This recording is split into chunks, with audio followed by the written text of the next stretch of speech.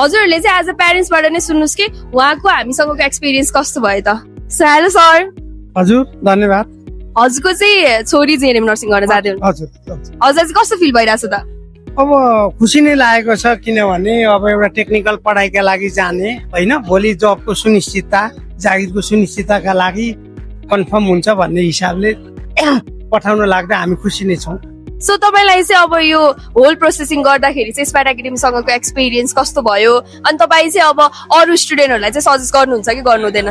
ठिक छ, यो सजिलो भयो, खासै गाह्रो भएन। म अरू विद्यार्थीहरू पनि कोही मसँग सम्पर्कमा आउनु भयो भने म चाहिँ त्यहाँ जानुहोस्, सजिलो हुन्छ, ठिकै छ भन्ने हिसाबले म चाहिँ सुझाव दिन चाहन्छु। हस् सर, ल थ्याङ्क यू सर। राम्रो लाग्यो सर, राम्रो लाग्यो। परोस् हजुर, राम्रोसँग परोस्, उसको जिन्दगी बनोस् बस। राम्रै छ म्याम, राम्रै लाग्यो सबै। जिएनएम नर्सिङको बारेमा छोरीबाट नै सुन्नुभयो? मेरो मैले चोइस गरेको त्यो म पुरा गर्छु मम्मी भन्नु भएको छ। अवश्य पनि उहाँले चाहिँ अब नर्सिङको जोडी पुरा गर्नुहुन्छ।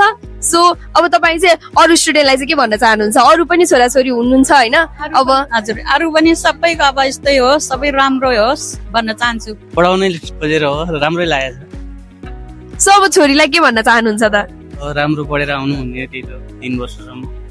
सो अब अरू पनि थुप्रै तपाईँको छोरी जस्तै स्टुडेन्टहरू पनि हुनुहुन्छ होइन, उहाँहरूलाई चाहिँ तपाईँ जिएनएम नर्सिङ चाहिँ सजेस्ट गर्नुहुन्छ कि गर्नु हुँदैन? मैले अर्कोलाई पनि भनिदिएको थिएँ, सायद ऊ पनि गइरहेको होला।